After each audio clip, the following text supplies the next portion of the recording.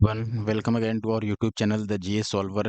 दोस्तों, the GS solver YouTube channel में आप सभी का स्वागत है। और आज का जो वीडियो है, काफ़ी लोगों ने कमेंट किया कि जो अर्थव्यवस्था है, इकोनॉमिक्स है, उसके वीडियोस नहीं आ रहे हैं। देखिए, जब भी किसी वीडियो पे दोस्तों व्यूज़ कम आने लगते हैं, आपके कमेंट्स लो रहते हैं, लाइक्स कम रहते हैं, तो हमें ये क्लियरली पता चल जाता है कि उस वीडियो को या उस टॉपिक को देखने वाले ज़्यादा लोग नहीं हैं या ज़्यादा लोग इंटरेस्टेड नहीं हैं उस टॉपिक के लिए। तो वैसे में हम बाकी जिन पर व्यूज़ अच्छा रहता है, उनको पहले कवर करने की कोशिश करते हैं। लेकिन पिछले कई दिनों में मैंने देखा कि काफ़ी लोग कमेंट कर रहे हैं इकोनॉमिक्स को लेकर के, इसलिए ये अगली वीडियो है। क्लास 9 है इकोनॉमिक्स की। इससे पहले के आठों क्लासेस अगर आपने नहीं देखा है, तो आप हमारे YouTube channel the GS solver के प्लेलिस्ट जाकर के चेक कर सकते हैं। क्लास की पीडीएफ्स के लिए दोस्तों आपको हमारा Telegram group the GS solver का ज्वाइन कर लेना है। तो बिना किसी देरी के हम स्टार्ट करते हैं। और पिछले वीडियो में दोस्तों हमने प्लानिंग का, यानी कि भारत सरकार द्वारा जो भी योजनाएं चलाई जाती हैं या पहले से चलाई जा रही हैं, जिनसे रिलेटेड क्वेश्चन पूछे जा चुके हैं, उन सबको हम कवर कर रहे हैं। चाहे पंचवर्षीय योजना हो या किसी और प्रकार की योजना की बात की जाए, वो सारी चीजें हम इसमें कवर करते हैं। और पिछले क्लास में हमने दोस्तों 50 क्वेश्चन इसमें कंप्लीट किया था। और आपको पता है 150 से अधिक क्वेश्चन है केवल इस टॉपिक के। तो हम 50 क्वेश्चन पिछले वीडियो में कवर कर चुके हैं, और इस वीडियो में भी मेरा टारगेट है कि 50 क्वेश्चन हम कवर करें। और इससे आप ये अंदाजा लगा सकते हैं दोस्तों कितना इंपॉर्टेंट है ये टॉपिक, कि 150 से अधिक क्वेश्चन केवल इस टॉपिक से पूछे गए हैं। आज की वीडियो का जो पहला क्वेश्चन है दोस्तों आपके सामने है। क्वेश्चन पूछा गया है, पिछड़े देशों के लिए रोलिंग प्लान का सुझाव किसके द्वारा दिया गया था? ऑप्शन है जी मिडल द्वारा, डब्ल्यू ए लेविस द्वारा, आर नरकसे द्वारा, या फिर ए सैमुअल्सन द्वारा। तो दोस्तों आपको मैं बता दूं, रोल पहले तो रोलिंग प्लान समझ लो। अगर आपने पिछला क्लास देखा होगा तो जरूर आपको पता होगा रोलिंग प्लान क्या होता है दोस्तों। देखिए, आपने पंचवर्षीय योजना जरूर सुना होगा। 5 ईयर जो प्लान्स होते हैं, पंचवर्षीय योजना ये लंबी अवधि के लिए होते हैं, यानी कि पूरे 5 सालों के लिए ये फिक्स टारगेट को कवर करते हैं। जबकि रोलिंग प्लान जो होता है, रोलिंग प्लान इसका नाम ही रोलिंग है, यानी कि ये कुछ समय बाद जैसी परिस्थिति होती है वैसा इसमें चेंज किया जा सकता है। पंचवर्षीय योजना पूरे 5 साल तक कंटिन्यू रहता है। रोलिंग प्लान समय अनुसार इसमें चेंज किया जाता है। ठीक है, हो सकता है प्रत्येक वर्ष इसमें कोई बदलाव किया जाए या हर एक 2 वर्ष पर बदलाव कर दिया जाए। जब जैसा ज़रूरत हो वैसा इसमें चेंज किया जाता है। तो रोलिंग प्लान छोटे समय अवधि के लिए होता है। तो यहाँ पर आप देखिएगा, रोलिंग प्लान का जो सुझाव दिया था पिछड़े देशों में, कि पिछड़े देशों में रोलिंग प्लान चलाया जाए, क्योंकि छोटे-छोटे चेंजेज वहाँ पर, छोटे-छोटे जो योजनाएँ हैं उनकी आवश्यकता होती है। और जो डेवलप्ड कंट्री हैं वहाँ पर तो अब लंबे टारगेट रहते हैं, बड़े टारगेट रहते हैं, इसलिए वहाँ अधिक टाइम भी लगता है। लेकिन पिछड़े देशों के लिए रोलिंग प्लान का सुझाव दिया था किसने दोस्तों? जी मिडल ने, यानी कि ऑप्शन ए सही आंसर है, जी मिडल। आप देखिएगा दोस्तों, पिछड़े देशों के लिए रोलिंग प्लान का सुझाव जी मिडल, यानी कि गुन्नार मिडल द्वारा दिया गया था।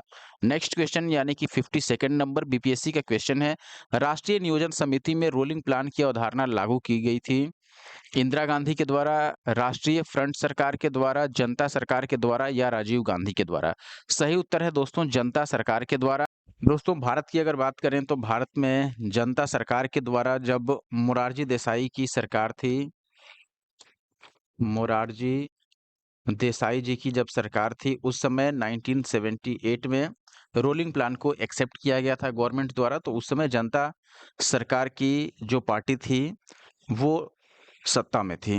आप देख सकते हैं दोस्तों, यहाँ पर वर्ष 1978 में मोरारजी देसाई के नेतृत्व वाले जनता पार्टी सरकार ने भारत में इसे स्वीकार किया था, परंतु इस योजना के परिणाम सकारात्मक नहीं रहे, जिसके कारण वर्ष 1980 में, यानी कि 2 वर्षों बाद में ही, इंदिरा गांधी के नेतृत्व वाली कांग्रेस सरकार ने इसके स्थान पर पुनः पंचवर्षीय योजनाओं को स्वीकार किया।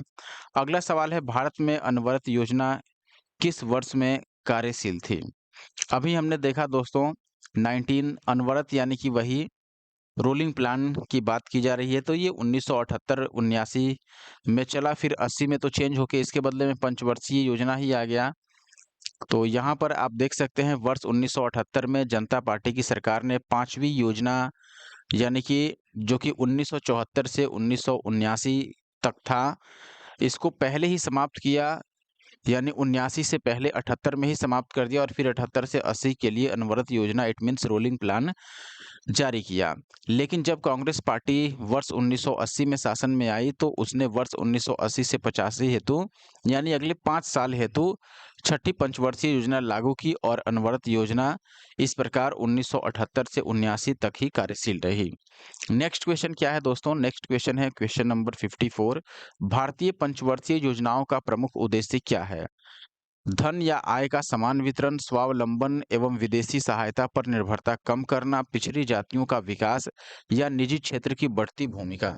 देखिए, भारत में पंचवर्षीय योजनाओं का जो प्रमुख उद्देश्य रहा है वो निश्चित तौर पर विकास को लेकर के रहा है कि पंचवर्षीय योजनाओं में सबसे पहला उद्देश्य तेजी से विकास करना और उसके अलावा आत्मनिर्भर को हमेशा भारत टारगेट करते रहा है। तो उस समय भी आत्मनिर्भरता यानी कि विदेशी सहायता पर निर्भरता कम से कम हो और अपने ऊपर आदमी निर्भर रहे या फिर आत्मनिर्भर रहे। इसलिए ऑप्शन बी यहाँ पर सही आंसर है। आप देखिएगा, भारतीय पंचवर्षीय योजनाओं के सर्व प्रमुख उद्देश्य तीव्र आर्थिक विकास के माध्यम से स्वावलंबन एवं आत्मनिर्भरता प्राप्त करना रहा है। आर्थिक उदारीकरण के पश्चात लागू 8वीं योजना से आत्मनिर्भरता का लक्ष्य प्रमुख लक्ष्य नहीं रह गया। इसके बाद समावेशी विकास को योजना का प्रमुख लक्ष्य माना जाता है। अगला सवाल क्वेश्चन नंबर 55 बीपीएससी में पूछा गया है। पंचवर्षीय योजना के उद्देश्य निम्नलिखित में से कौन से थे? विकास, आत्मनिर्भरता, आधुनिकीकरण या फिर साहित्य। जैसा कि अभी हमने पढ़ा दोस्तों, पंचवर्षीय योजनाओं के उद्देश्य में सबसे पहला जो नाम आता है जैसे विकास का, आत्मनिर्भरता का, डेवलपमेंट यानी कि आधुनिकीकरण, मॉडर्न चीज़ें या मॉडर्न जो टेक्नोलॉजी है उसका इस्तेमाल किया जाए, इन सबको बढ़ावा देना। साहित्य से रिलेटेड कोई इसमें बात नहीं थी, इसलिए हम इसको नहीं मानेंगे। हालाँकि केवल पहला, दूसरा और तीसरा ऐसा किसी ऑप्शन में देखने को नहीं मिलता है, फिर हम ई को टिक कर सकते हैं इसमें। एक से अधिक तो है ही ऐसे भी, लेकिन ये एक से अधिक ध्यान दीजिएगा इनके लिए नहीं है। ये जो उपयुक्त में एक से अधिक लिखा है वो इन ऑप्शन के लिए है कि एक ऑप्शन से अधिक ऑप्शन यहाँ सही हैं। आप देखिएगा दोस्तों, स्वतंत्रता के पश्चात भारत के लोगों को आर्थिक न्याय दिलाने तथा देश को आत्मनिर्भर एवं नेतृत्वकर्ता देशों की श्रेणी में लाने हेतु नियोजन की रणनीति बनाई गई। इस रणनीति के तहत अपने संसाधनों की संभाव्यता का आकलन करते हुए प्राथमिकताओं का निर्धारण किया गया तथा उनकी प्राप्ति हेतु यानी जो भी प्राथमिकता निर्धारित किया गया कि इसको पहले प्राप्त करना है, उनकी प्राप्ति हेतु 5 वर्षीय रणनीति बनाई गई जिन्हें पंचवर्षीय योजनाएं कहा गया। पंचवर्षीय योजनाओं के लक्ष्य क्या थे? समृद्धि यानी एक तरह से विकास, आधुनिकीकरण, आत्मनिर्भरता और समानता। अगला सवाल क्या है इसमें देखते हैं। साहित्य साहित्य की कहीं बात नहीं की गई है। 12वीं पंचवर्षीय योजना की अवधि क्या है दोस्तों? 12वीं पंचवर्षीय योजना जो थी, ऑप्शन है आपके पास 2007 से 2012, 2010 से 2015, 2012 से 2017 या 2006 से 2011 दोस्तों। 2012 से 17 ये 12वीं पंचवर्षीय योजना का अवधि था, याद रखना है आपको। कई बार ये पूछा गया है, एक बार नहीं। आप देखिएगा, तीव्रतर धारणीय एवं अधिक समावेशी विकास के लक्ष्य के साथ 12वीं पंचवर्षीय योजना की जो अवधि है वो वर्ष 2012 से 2017 थी। इस योजना में सकल घरेलू उत्पाद जिसको हम ग्रॉस डोमेस्टिक प्रोडक्ट यानी कि जीडीपी बोलते हैं, इसमें 8%, कृषि एवं संबद्ध क्षेत्र में 4% तथा विनिर्माण क्षेत्र में लगभग 10% की वृद्धि का लक्ष्य रखा गया था। वित्तीय वर्ष 2016-17 12वीं पंचवर्षीय योजना का अंतिम वर्ष था। इसके साथ ही पंचवर्षीय योजना का युग समाप्त हो गया और इसके स्थान पर नीति आयोग ने 15 वर्षीय दृष्टिकोण पत्र तैयार किया है। यानी कि 2017 के बाद या 12वीं पंचवर्षीय योजना के बाद अब कोई सा भी पंचवर्षीय योजना नहीं लाया गया है अभी तक, और नीति आयोग उसके बदले में अब 15 वर्षों के दृष्टिकोण वाला पत्र तैयार किया है। अगला सवाल देखिएगा, निम्न में से कौन सा 12वीं पंचवर्षीय योजना का कार्यकाल है? सेम क्वेश्चन है तो आंसर भी सेम रहेगा। नेक्स्ट क्वेश्चन भी सेम है। देखो, यहाँ एमपी पीसीएस में आया, यूपी पीसीएस में आया। इससे पहले जो क्वेश्चन पूछा गया था ये भी एमपी पीसीएस में पूछा गया था, और यहाँ फिर जो क्वेश्चन पूछा गया है वो छत्तीसगढ़ पीसीएस का है। हालांकि क्वेश्चन सेम है तो आंसर भी सेम रहेगा। 2012 से 2017 आप देखिएगा, 12वीं पंचवर्षीय योजना की अवधि 12 से 17 थी। संभवतः यह भारत की अंतिम पंचवर्षीय योजना थी क्योंकि वर्तमान में योजना आयोग के स्थान पर 1 जनवरी 2015 से नीति आयोग को प्रतिस्थापित कर दिया गया है और अब पंचवर्षीय योजनाओं की अवधि जो है वो समाप्त हो गई। अगला सवाल, 12वीं पंचवर्षीय योजना के संदर्भ में कौन सा बिंदु नहीं है?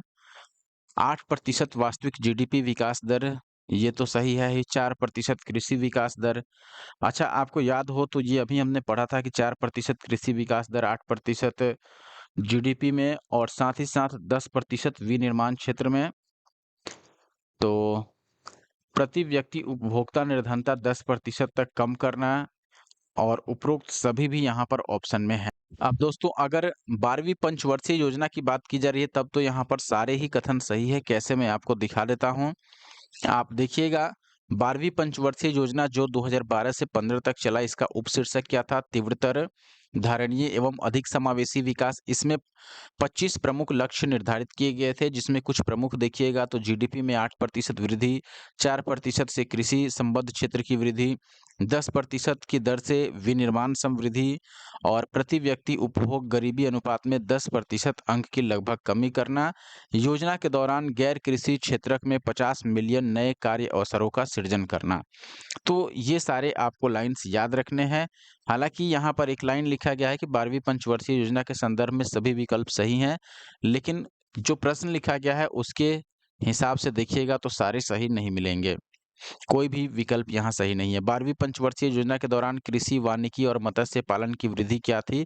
अभी हमने देखा कृषि संबंधित क्षेत्र में 4% की वृद्धि उसमें टारगेट किया गया था। 12वीं पंचवर्षीय योजना के दौरान कृषि, वानिकी, मत्स्य पालन की वृद्धि 4% का अनुमान था। उसमें जीडीपी में कितना था दोस्तों? जीडीपी में 8% था और इसके अलावा आपका विनिर्माण क्षेत्र में कितना था? 10% का वृद्धि उसमें टारगेट किया गया था, अनुमान लगाया गया था। अगला सवाल 64वीं बीपीएससी प्री का है। 12वीं पंचवर्षीय योजना के दौरान कृषि एवं सहायक क्षेत्र के लिए निम्न में से किस एक औसत वार्षिक विकास दर का लक्ष्य रखा गया है? तो कृषि से संबंधित क्षेत्र की बात की जा रही है तो 4% अभी हमने देखा। अक्टूबर 2012 में भारत सरकार ने 12वीं पंचवर्षीय योजना 2012 से 17 के दस्तावेज के मसौदे को स्वीकृति प्रदान की और इसमें कृषि संबद्ध क्षेत्र के लिए जो वार्षिक औसत दर था वो 4% हासिल करने का लक्ष्य रखा गया। अगला सवाल, इस पर आने से पहले दोस्तों आपको मैं बता दूं कि अगर आपने हमारे YouTube channel the GS solver को अभी तक सब्सक्राइब नहीं किया है, आप नए हैं, तो प्लीज़ इस यूट्यूब चैनल को ऐसे और वीडियो देखने के लिए दोस्तों सब्सक्राइब कर लीजिए और साथ ही साथ बेल आइकन को भी आप प्रेस कर सकते हैं। वीडियो अच्छी लगे तो वीडियो को लाइक भी कर दीजिए और कमेंट भी कर दीजिए। अगला सवाल है दोस्तों, राष्ट्रीय विकास परिषद द्वारा स्वीकृत 12वीं पंचवर्षीय योजना 2012 से 2017 हेतु प्रस्तावित परिकल्पना पत्र में विकास का निर्दिष्ट लक्ष्य क्या है? यानी कितना लक्ष्य रखा गया था उसमें विकास को लेकर के, या फिर आप ग्रॉस, जैसे जीडीपी की बात करें 8% था, लेकिन यहाँ पर सीधे-सीधे बोला गया है विकास का निर्दिष्ट जो लक्ष्य था वो क्या था? 2 चीज़ें याद रखना है। जीडीपी में दोस्तों वास्तविक जो वृद्धि दर था वो कितना था? तो अगर वास्तविक वृद्धि दर की बात करें तो 8% था। ऐसे जनरली वृद्धि दर जो था वो 9 से अधिक था, 9 से 9 दशमलव कुछ उसमें रखा गया था, तो उस हिसाब से ऑप्शन सी सही होगा। तो एक बार हम देखते हैं इसमें आंसर क्या दिया गया है। आप देखिएगा यहाँ पर आंसर सी को माना गया है, राष्ट्रीय विकास परिषद द्वारा 12वीं पंचवर्षीय योजना हेतु प्रस्तावित दृष्टिकोण पत्र में सकल घरेलू उत्पाद वृद्धि दर हेतु 9 से 9.5% का लक्ष्य रखा गया था। फिर 27 दिसंबर 2012 को राष्ट्रीय विकास परिषद यानी कि एनडीसी द्वारा 12वीं पंचवर्षीय योजना को स्वीकृति दिए जाने के साथ इसके तहत औसत वार्षिक विकास दर के लक्ष्य को घटाकर 8% कर दिया गया था। तो वही यहाँ पर बोला गया है कि 8% इसको किया गया था 27 दिसंबर को। हालाँकि ये यूपीपीसीएस प्री 2012 का ही क्वेश्चन है और कृषि और संबद्ध क्षेत्र तो 4% है और औद्योगिक क्षेत्र में विकास दर 7.6% था और सेवा क्षेत्र में यह 9% था। आगे बढ़ जाते हैं, नेक्स्ट क्वेश्चन फिर से यूपीपीसीएस मेंस का है। 12वीं पंचवर्षीय योजना में निम्नलिखित में से किस मद में सबसे अधिक धनराशि विनिहित की गई है? तो ये याद रखना दोस्तों, सामाजिक सेवाओं मद में सबसे अधिक राशि उस समय खर्च किया गया था या उसके लिए आवंटित किया गया था। आप यहाँ अलग-अलग देख भी सकते हैं।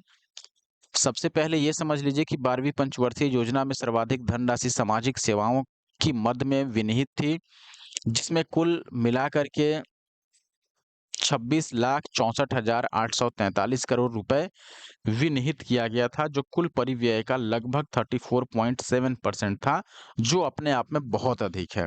यानी 1/3 से भी ज़्यादा है, आप समझ सकते हैं यहाँ पर।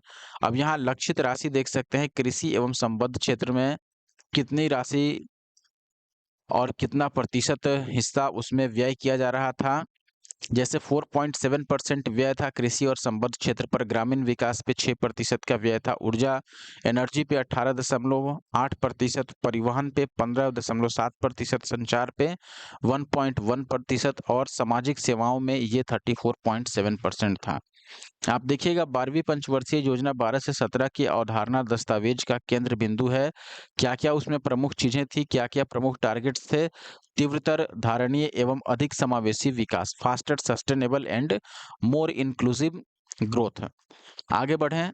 अगला सवाल है आपके पास, 12वीं पंचवर्षीय योजना के सरकारी प्रपत्र के अनुसार इस योजना में सर्वाधिक व्यय होगा किस चीज पर? सामाजिक सेवाओं पर। अभी हमने देखा कि 34.7% इस पर व्यय होगा। कृषि पर लगभग कितना व्यय था दोस्तों? कृषि पर लगभग 4.7% था, 4.5% के आसपास।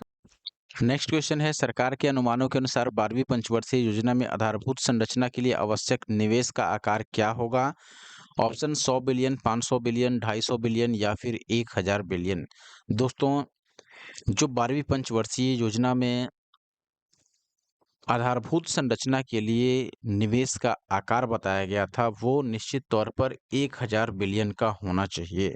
आप देखिएगा दोस्तों, मैं आपको बता देता हूं, ऑप्शन डी यहाँ सही आंसर है। सरकार के अनुमानों के अनुसार 12वीं पंचवर्षीय योजना में आधारभूत संरचना के लिए आवश्यक निवेश 55.7 लाख करोड़ रुपए, जो कि लगभग $1 ट्रिलियन या फिर 1000 बिलियन डॉलर रहने का अनुमान था।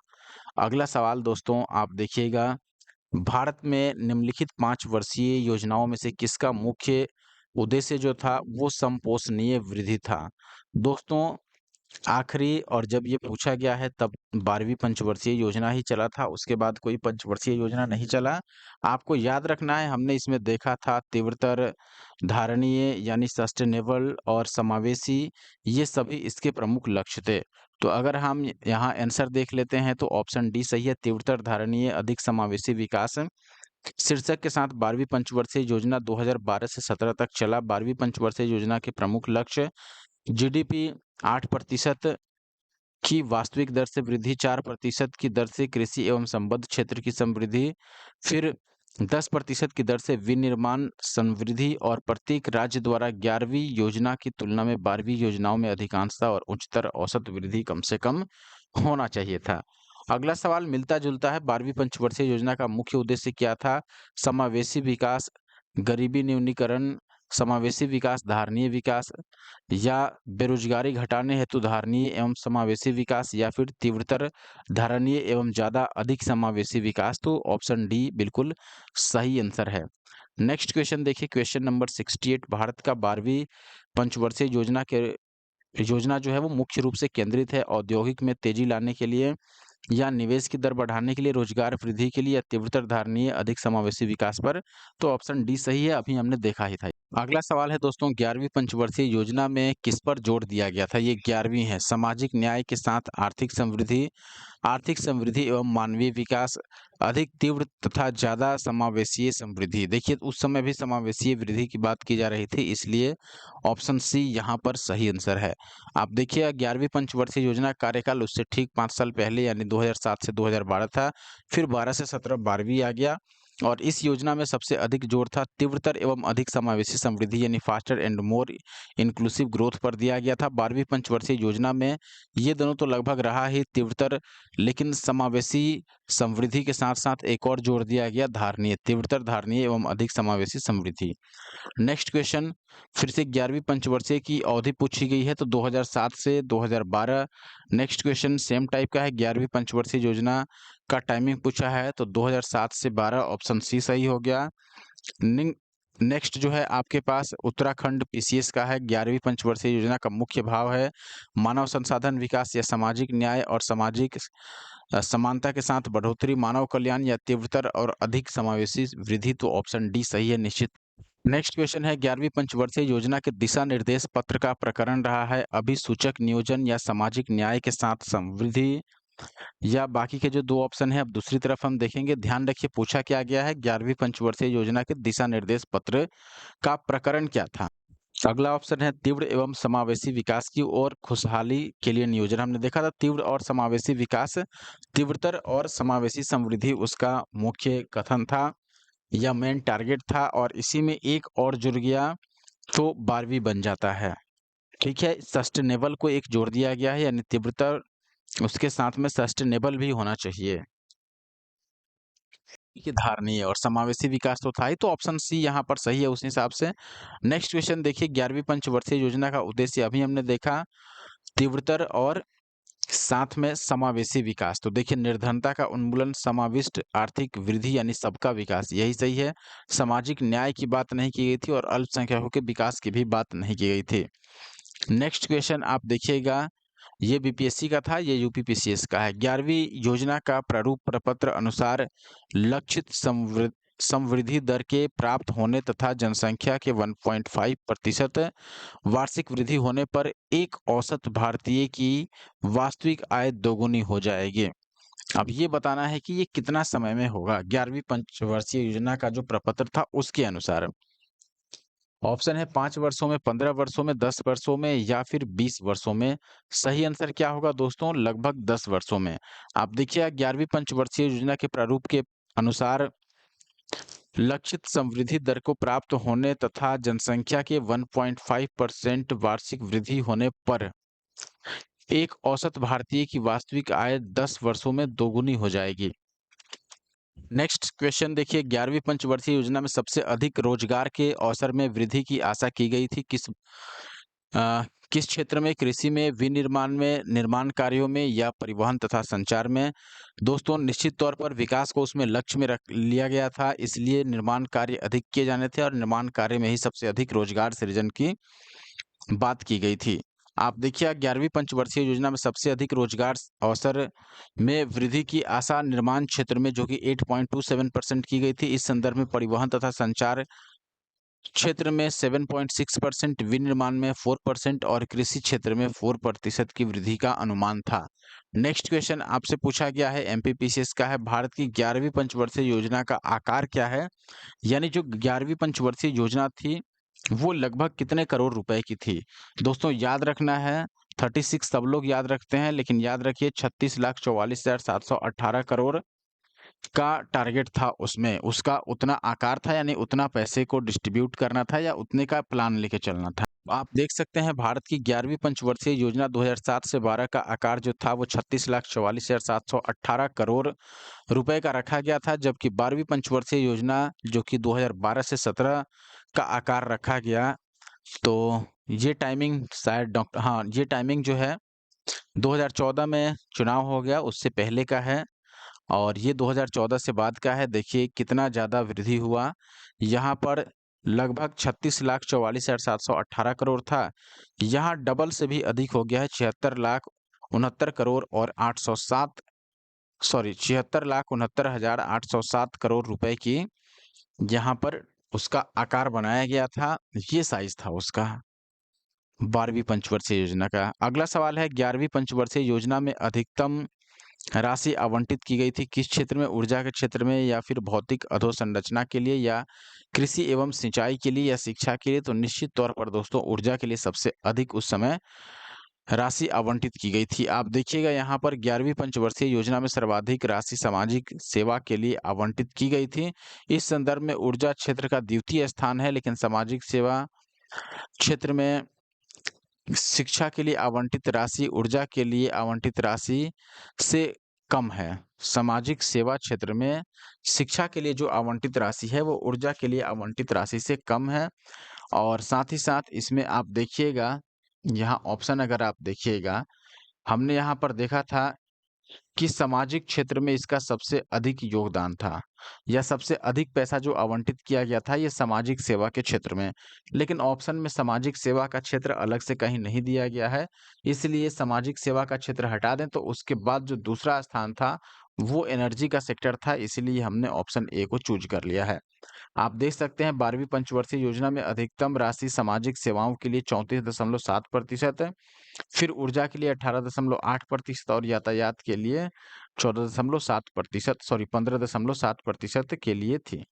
अगला सवाल यानी कि क्वेश्चन नंबर 79, 11वीं पंचवर्षीय योजना में केंद्र, राज्य तथा संघ क्षेत्रों द्वारा निम्नलिखित में से किस क्षेत्र पर सबसे अधिक व्यय प्रस्तावित था? अभी हमने देखा सामाजिक क्षेत्र पर, सामाजिक विकास पर। इसके बाद जो दूसरा था अपना जिस पर सबसे अधिक व्यय प्रस्तावित था वो था एनर्जी। 11वीं पंचवर्षीय योजना जो कि 2007 से 12 तक केंद्र में, राज्य में तथा संघ राज्य क्षेत्रों में कृषि, ग्रामीण विकास दर, ये सब अलग-अलग दिया है। इन सभी जगहों पर लागू किया गया था। इसमें कृषि तथा ग्रामीण विकास दर का जो आप देख सकते हैं आकार था वो लगभग 43 4,37,000 और 450 करोड़ रुपए, ऊर्जा पर 8,54,153 लगभग डबल है इतने करोड़ रुपए, और परिवहन पर 5,72,443 करोड़ रुपए, और सामाजिक क्षेत्रों पर जिसमें सबसे अधिक व्यय किया गया था, यहाँ आप देखिएगा तो ये है 1,10,00,000 और 2,327 करोड़ रुपए का व्यय प्रस्तावित था। तो इसलिए ऑप्शन डी सामाजिक क्षेत्र सबसे बड़ा क्षेत्र हो जाता है। 11वीं पंचवर्षीय योजना में औद्योगिक विकास की जो दर निश्चित की गई थी वह क्या है? 8% या 8.5% या 10% या 10.5%? सही आंसर है 10.5%, ऑप्शन डी। आप देखिएगा यहाँ पर दोस्तों 11वीं पंचवर्षीय योजना में कृषि, उद्योग और सेवा क्षेत्र की विकास दर के लिए क्रमशः 4%, 10 से 11% और 9 से 11% का लक्ष्य निर्धारित किया गया था, जबकि तुलनात्मक रूप से प्राप्ति क्रमशः 3.7%, 7.2% और 9.7% तक ही रही। क्वेश्चन सेम टाइप का है, क्वेश्चन नंबर 81, 11वीं पंचवर्षीय योजना में कृषि में वार्षिक समवृद्धि दर क्या लक्षित था? 4% का टारगेट था प्रति वर्ष वृद्धि करने का कृषि संबंधित क्षेत्रों में। नेक्स्ट क्वेश्चन है वैसा ही, लेकिन यहाँ पर 11वीं पंचवर्षीय योजना में सकल घरेलू उत्पाद यानी कि जीडीपी में वार्षिक समवृद्धि का दर का लक्ष्य क्या रखा गया था, ये पूछा जा रहा है। ध्यान रखिएगा 8% उसको बाद में किया गया था, औसत वृद्धि दर 8% उसमें प्राप्त हुआ था, लेकिन टारगेट क्या था? 9% का। तो ऑप्शन सी यहाँ पर सही उत्तर होगा। आपको मैं एक्सप्लेनेशन भी दिखा देता हूँ दोस्तों। 11वीं पंचवर्षीय योजना 7 से 12 तक रहा, और इसके दौरान जो ग्रॉस डोमेस्टिक प्रोडक्ट था उसकी वार्षिक समवृद्धि दर का मूल लक्ष्य यानी ओरिजिनल टारगेट तो 9% का एवरेज माना गया था, लेकिन इस योजना के दौरान जो औसत वार्षिक वृद्धि प्राप्त हुई वो 8% की प्राप्त की गई। नेक्स्ट क्वेश्चन है आपके पास 83rd, 11वीं पंचवर्षीय योजना में निरूपित समावेशी विकास निम्नलिखित में से किस एक को सम्मिलित नहीं करता है? 11वीं पंचवर्षीय योजना में जो समावेशी विकास की बात की गई थी, उसमें किसके विकास की बात नहीं की गई थी? गरीबी में कमी लाना बात थी, तभी तो सबका विकास हो पाएगा। रोजगार अवसरों का विस्तार करना निश्चित रूप से आवश्यक है, तभी सभी का विकास संभव है। पूंजी बाजार का सशक्तिकरण करना और लिंग असमानता में कमी लाना, ये भी टारगेट था, लेकिन इसकी बात नहीं की गई थी। पूंजी बाजार के सशक्तिकरण की बात नहीं की गई थी। तो यहाँ पर देखिए 11वीं पंचवर्षीय योजना के अंतर्गत समावेशी विकास इंक्लूसिव जो ग्रोथ था, इसमें पूंजी बाजार को सशक्त करना, इसको छोड़कर शेष तीनों विकल्प शामिल थे। नेक्स्ट क्वेश्चन आपके सामने है, शिक्षा क्षेत्र के लिए 11वीं पंचवर्षीय योजना की विषय वस्तु यानी कि थीम क्या है? शिक्षा सबके लिए, या खेल के साथ शिक्षा, या अनिवार्य प्रारंभिक शिक्षा, या फिर शिक्षा का व्यवसायीकरण? सही आंसर होगा दोस्तों अनिवार्य प्रारंभिक शिक्षा यानी कि ऑप्शन सी। 11वीं पंचवर्षीय योजना जो कि 2007 से लेकर के और 2012 तक रहा, इसमें शिक्षा के लिए विषय वस्तु यानी कि जो थीम था वो था अनिवार्य प्रारंभिक शिक्षा, इसलिए ऑप्शन सी सही है। इस योजना में ड्रॉप आउट रेट को 2011-12 तक 20% तक करने, ड्रॉप आउट यानी जो स्कूल छोड़ देते हैं, पढ़ाई छोड़ देते हैं उसको, एवं प्रारंभिक शिक्षा हेतु न्यूनतम मानक तय करने के साथ-साथ वर्ष 11-12 तक साक्षरता दर को 85% करने का लक्ष्य निर्धारित किया गया था। नेक्स्ट देखिए 11वीं पंचवर्षीय योजना में कितने आईआईटी यानी भारतीय प्रौद्योगिकी संस्थान स्थापित किए जाएंगे? कितने का टारगेट था? 8 आईआईटी का टारगेट दिया गया था।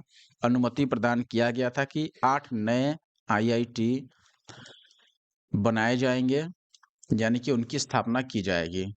अगला है 10वीं योजना के मध्यावधि मूल्यांकन में अर्थव्यवस्था के वार्षिक विकास की दर क्या रखी गई? 2004 का क्वेश्चन है और आपको पता है 11वीं जो है वो 2007 से लागू हुआ था। तो इसके पहले जो 2004 है वो 10वीं में ही आएगा, तो उस समय 10वीं से रिलेटेड क्वेश्चन पूछा गया था। और ये जो दर रखा गया था ये 7% के बराबर था, लगभग 7%। इसलिए देखिएगा भारत की 10वीं पंचवर्षीय योजना जो 2002 से 2007 के मध्यकालिक मूल्यांकन में अर्थव्यवस्था की वार्षिक वृद्धि दर को घटाकर 7% कर दिया गया था, जबकि लक्ष्य 8% का था। हालांकि इस योजना की वास्तविक जो औसत वृद्धि दर प्राप्त हुई वो 7.6% की रही, जो कि अच्छी रही। अगला सवाल है 10वीं पंचवर्षीय योजना की वृद्धि दर का लक्ष्य क्या था? तो ये 8% का लक्ष्य था, बाद में घटाकर 7% किया गया, लेकिन फाइनली 7.6% ग्रोथ रेट उसमें प्राप्त हुआ। अगला सवाल फिर से 10वीं पंचवर्षीय योजना का समापन कब हुआ? 2007 में। ठीक है, 2002 से 2007 तक ये चला 10वीं। 11वीं फिर 2007 से लागू हुआ और 12 तक चला, और फिर 2012 से लेकर के और 2017 तक कौन सा चला? 12वीं। तो ये याद रखना है, ऑप्शन सी यहाँ सही आंसर है।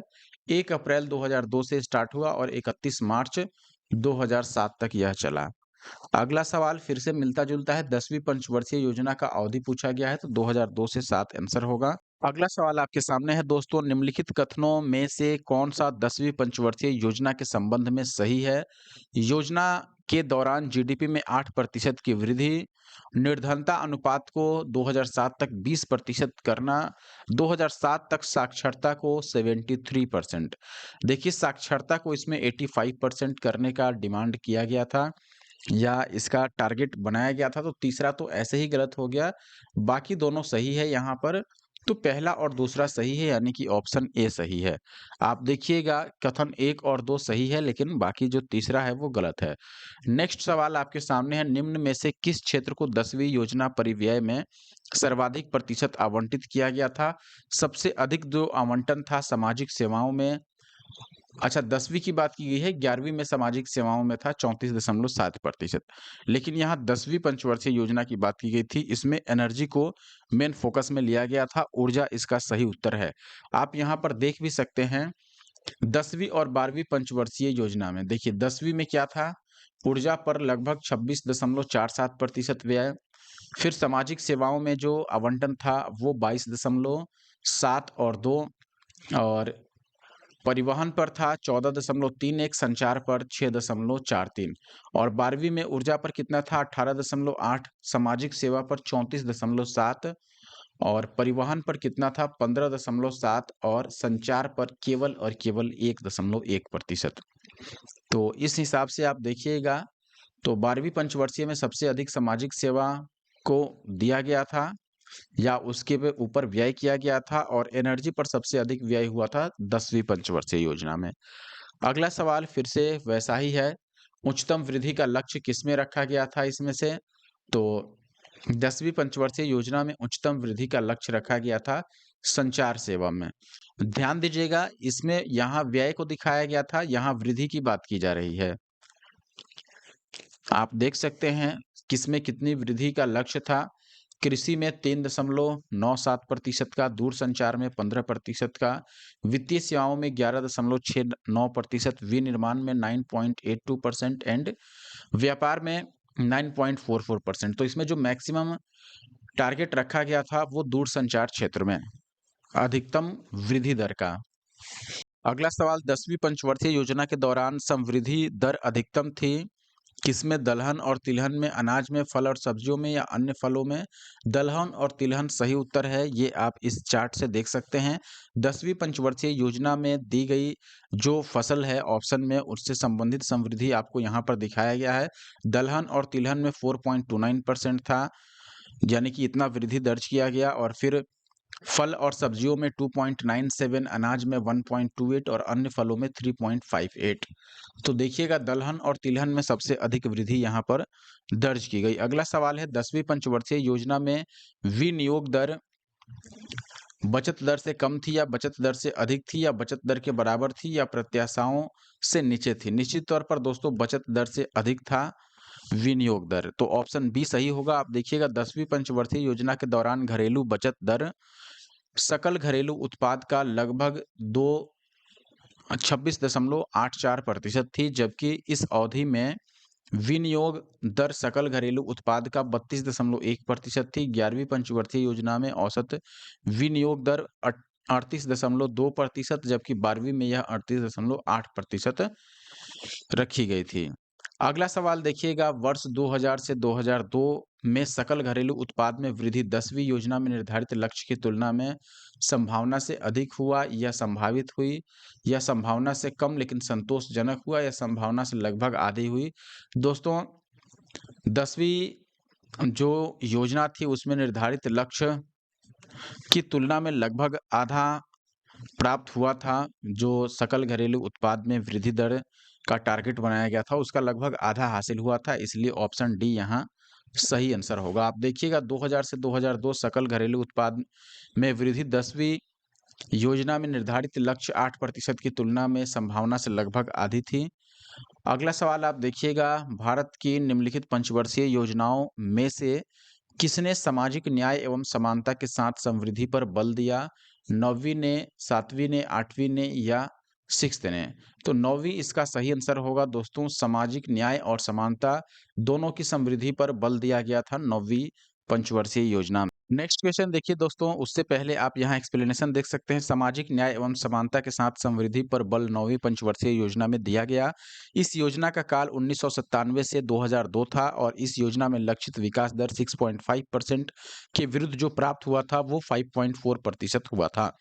भारतवर्ष में 9वीं पंचवर्षीय योजना अंतर्गत आर्थिक विकास दर जो निर्धारित की गई थी वह क्या थी? 6.5% निर्धारित था, प्राप्त हुआ 5.4%। टाइमिंग क्या था 9वीं पंचवर्षीय योजना का दोस्तों? 2002 तक था, तो इससे पहले 5 साल माइनस कर लो तो 1997 से 2002 तक था। अगला सवाल पर आने से पहले आप एक्सप्लेनेशन देख लीजिए। 1997 से 2002 तक 9वीं पंचवर्षीय योजना में 6.5% वार्षिक वृद्धि दर को लक्ष्य को निर्धारित किया गया था, जबकि 9वीं पंचवर्षीय योजना में प्रस्तावित विकास दर के विपरीत 5.4% विकास दर प्राप्त किया गया था। अगला सवाल है 9वीं पंचवर्षीय योजना में शिक्षा बजट का कितने प्रतिशत प्राथमिक शिक्षा को एलोकेट किया गया था? याद रखिए दोस्तों उसमें काफी बड़ा हिस्सा लगभग 57 to 58% उसमें शिक्षा को एलोकेट किया गया था। आप देखिएगा 9वीं पंचवर्षीय योजना में कुल शिक्षा बजट का 57.1% था जो प्राथमिक शिक्षा हेतु आवंटित किया गया था, इसलिए ऑप्शन डी इसके करीब है। तो ऑप्शन डी को आप 57.1% एक्यूरेट डेटा याद रख सकते हैं। अगला सवाल है आपके पास, प्रमुख व्यूह रचना के रूप में निम्नलिखित पंचवर्षीय योजनाओं में से किसमें महिला अंश योजना प्रारंभ की गई थी? 10वीं में, 11वीं में, 9वीं में या 12वीं में? यह दोस्तों 9वीं में की गई थी, जो कि 1997 से लेकर के और 2002 तक चला था। आप देखिएगा 9वीं पंचवर्षीय योजना 1997 से 2002 में प्रमुख व्यूह रचना मेजर स्ट्रेटेजी के रूप में महिला अंश योजना विमेंस कंपोनेंट प्लान को प्रारंभ किया गया था। इस योजना में महिलाओं से संबंधित क्षेत्रों में 30% धनराशि। नेक्स्ट क्वेश्चन देखिए दोस्तों, 9वीं पंचवर्षीय योजना के लिए निम्नलिखित में से कौन सा पूंजी उत्पाद अनुमान सही है? इसमें ये बताना है 6, 5, 5.5 या फिर 4। सही आंसर है दोस्तों 4। ध्यान रखिएगा ये 9वीं पंचवर्षीय योजना का बताया गया है। आप देख सकते हैं 9वीं पंचवर्षीय योजना में पूंजी उत्पाद अनुपात 4.3 अनुमानित किया गया था, जबकि योजना में वास्तविक पूंजी अनुपात 4.53 रहा। 7वीं पंचवर्षीय योजना 1990 में समाप्त हुई 8वीं पंचवर्षीय योजना कब शुरू हुई? तो 1990 में समाप्त हुआ होगा, तो शुरू हो तो जाना चाहिए था, मार्च 1990 में समाप्त हुआ तो फिर अप्रैल 1990 में स्टार्ट होना चाहिए था, लेकिन ये हुआ था अप्रैल 1992 में, ध्यान दीजिएगा। यहाँ पर देखिए 7वीं पंचवर्षीय योजना 1985 से 90 तक चला, 31 मार्च 1990 को समाप्त हुआ। 7वीं पंचवर्षीय योजना के समापन के 2 वर्ष के अंतराल के बाद 8वीं योजना जो थी, 8वीं पंचवर्षीय योजना 1 अप्रैल 1992 से शुरू की गई थी, जिसका अवधि 31 मार्च 1997 तक था। और 12वीं पंचवर्षीय योजना जो आखिरी पंचवर्षीय योजना थी, वो 1 अप्रैल 2012 से 31 मार्च 2017 तक लागू थी। अगला सवाल आप देखिए, अप्रैल 1992 से मार्च 1997 तक भारत में कौन-सी पंचवर्षीय योजना चली? 8वीं चली, ये अभी हमने देखा था। फिर अगला सवाल आप देखिए यहाँ पर 103 नंबर 2 बार पूछा गया है, निम्नलिखित में से किस पंचवर्षीय योजना ने सभी विकासात्मक प्रयासों के सार के रूप में मानव विकास को मान्यता दी थी? ये 8वीं पंचवर्षीय योजना ही है दोस्तों, जो आपके 1992 से लेकर के और 1997 तक चला था। ठीक है? आप देखिए 8वीं पंचवर्षीय योजना का मूलभूत उद्देश्य विभिन्न पहलुओं में मानव विकास था। क्वेश्चन नंबर 104 देखिए, बीपीएससी का है। निम्नलिखित में से कौन-सी पंचवर्षीय योजना मानव संसाधन विकास पर केंद्रित थी? तो इसमें ऑप्शन है पंचम, फिर प्रथम, तृतीय, उपयुक्त में से एक से अधिक या इनमें से कोई नहीं। पिछले क्वेश्चन में हमने देखा था दोस्तों, 8वीं पंचवर्षीय योजना जो था उसका मूल उद्देश्य था विभिन्न पहलुओं में मानव विकास या विभिन्न रूप से मानव का विकास, जो भी पद्धतियां हैं, जो भी तरीके हैं, चाहे जो भी सिस्टम हो, सभी जगहों पर मानव का विकास संभव करना 8वीं पंचवर्षीय योजना का मुख्य उद्देश्य रहा था। यहाँ पर यही पूछा गया है कि कौन सी पंचवर्षीय योजना है जो मानव संसाधन विकास पर केंद्रित है, यानी मुख्य रूप से वह मानव के विकास को टारगेट करता है। तो ये 8वीं पंचवर्षीय योजना था दोस्तों, और 8वीं पंचवर्षीय योजना इसमें कहीं भी ऑप्शन में नहीं देखने को मिलता है, इसलिए हम ई को चूज करेंगे। देखिएगा दोस्तों, प्रथम पंचवर्षीय योजना जो ऑप्शन में था उसमें कृषि को टारगेट किया गया था। तृतीय पंचवर्षीय योजना आधारभूत उद्योगों के विकास के साथ कृषि क्षेत्र पर, तथा 5वीं पंचवर्षीय योजना गरीबी उन्मूलन और आत्मनिर्भरता की प्राप्ति पर केंद्रित थी। जबकि 8वीं पंचवर्षीय योजना मानव संसाधन विकास पर केंद्रित थी। 8वीं पंचवर्षीय योजना के दौरान आर्थिक मंदी से निपटने और राजकोषीय तथा आर्थिक सुधारों की शुरुआत के माध्यम से 5.6% की वार्षिक औसत वृद्धि दर हासिल करने के लिए कठोर नीतिगत उपाय किए गए थे। 105 नंबर सवाल देखिएगा दोस्तों, ये कई बार रिपीट हुआ है। भारत सरकार की योजना आयोग ने 8वीं योजना के लिए निम्न में से किस विकास दर को चुना था? तो 8वीं में 5.6% विकास दर को चुना गया था। अभी हमने देखा 1992 से 97 तक इसकी अवधि थी 8वीं पंचवर्षीय योजना की। इसमें जीडीपी वृद्धि 5.6% निर्धारित था, जबकि वास्तविक वृद्धि प्राप्त कितना हुआ? 6.8%, काफ़ी अधिक है। मतलब जो उस समय निर्धारित किया गया था उससे अधिक प्राप्ति हुआ, तो कठोर नीतिगत उपाय था उस समय और कठोर नीति अपनाई गई थी, जिसके फलस्वरूप यह पॉसिबल हो पाया। 8वीं पंचवर्षीय योजना में औद्योगिक विकास की दर कितनी रखी गई थी? तो औद्योगिक विकास की दर 7.5% है, ये याद रखना है, ठीक है? जीडीपी नहीं है, ये औद्योगिक विकास दर की बात की गई थी। देखिएगा यहाँ पर 8वीं पंचवर्षीय योजना में जीडीपी विकास की दर 5.6% और औद्योगिक वृद्धि दर ये 7.5% निर्धारित था। नेक्स्ट क्वेश्चन, फिर से 8वीं पंचवर्षीय योजना में जो परिव्यय था उसमें निवेश परिव्यय वो कुल राशि कितनी की गई थी? तो सही आंसर है दोस्तों 7,98,000 करोड़ रुपए। ऑप्शन ए इसका सही आंसर है, 7,98,000 करोड़ रुपए। आप देखिएगा 8वीं पंचवर्षीय योजना में कुल परिव्यय जो था वो 8,71,000 करोड़ रुपए प्रस्तावित था, जिसमें से 7,98,000 करोड़ रुपए जो था वो निवेश परिव्यय हेतु तथा 93,000 करोड़ रुपए चालू खर्च अथवा पूर्व योजनाओं में सृजित संपदाओं के रखरखाव हेतु निवेशित करने का प्रस्ताव किया गया था। नेक्स्ट क्वेश्चन जो है 8वीं पंचवर्षीय योजना में लोक क्षेत्रक परिव्यय के वित्त पोषण का सबसे बड़ा स्रोत क्या है? ऑप्शन था वर्तमान ऑप्शन दिया गया है आपको, पहला वर्तमान राजस्व की शेष राशि या लोक उद्यमों का अंशदान या घाटा वित्तीयन या फिर सरकारी ऋणदान। सही आंसर है दोस्तों सरकारी ऋणदान, ऑप्शन सी इसमें सही आंसर है। आप देखिएगा दोस्तों 8वीं योजना में सार्वजनिक क्षेत्र में कुल निवेश 4,34,100 करोड़ रुपए में सरकारी ऋणदान द्वारा 20,02,255 करोड़ रुपए जो कि कुल निवेश का लगभग 46.6% प्राप्त करने का लक्ष्य निर्धारित किया गया था, जो वित्तीयन के अन्य सभी स्रोतों में सबसे अधिक था।